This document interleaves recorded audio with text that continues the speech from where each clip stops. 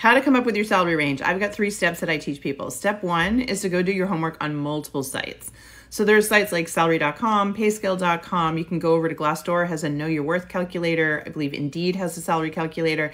And what they do is try to give you a range based on your skill level and your location. And those really matter because depending on where you work, what city, what country, what they're paying for that job is going to vary, as well as how many years of experience you have in it. Now, once you gather all that data, you're going to have a big, broad range, okay? Now we're going to focus on your walkaway rate. And very simply put, that is the least amount of money that you need to live that's not going to drain your savings or make you have to take 2 or 3 other jobs to survive, all right? So what's the amount of money that you could get, and that would be the income that you needed, okay? And that's going to be different for everyone, but you have to be true to yourself. So be thinking about that and lock that in and really be realistic. Like if there are things that you could cut out so that you could take a great opportunity and make that salary range work, then you want to think about that as well.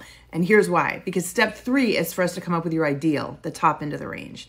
And this is where I think people unfortunately get a little too aggressive, and later on in their career it comes back to get them. So let me explain. You don't want to be the most expensive person in a role at a company. If there are people that, 5 people all doing the same job, you don't want to be the most expensive person. Because if things have to change and they need to make cuts, it's a lot easier to cut the one person with the highest salary and keep the other people. So you want to, get a good amount of money, but you don't want to be the most expensive person, in my experience. That being said, you always need to know your value too. You always need to make sure that you are really creating enough value, because what happens to a lot of people is they start to get raises over time and they just assume they're going to make that kind of money forever. And all of a sudden one day they get let go. And the reality is there are a whole bunch of other people out there who have come up the job search pyramid that I talk about on my TikToks that will do the same job for cheaper. And so companies are going to take them. So now you're out and now you can't make the same money you were making. And this is where it gets desperate for people, because they've built a lifestyle around that higher salary and they can't get hired, right? And they try to go get jobs and say, I'll take a lower salary, but companies go, no, you won't want to take a lower salary because you'll miss your money. And the moment you get a higher paying job, you'll leave us. So you get yourself stuck in a really awkward cycle there. So the goal is to make sure that that ideal rate that you want is realistic. Okay. Again, I want you to get paid what you're worth. So pick a number that's exciting to you, but I wouldn't pick the highest number that you found in your research. I would pick something lower than that.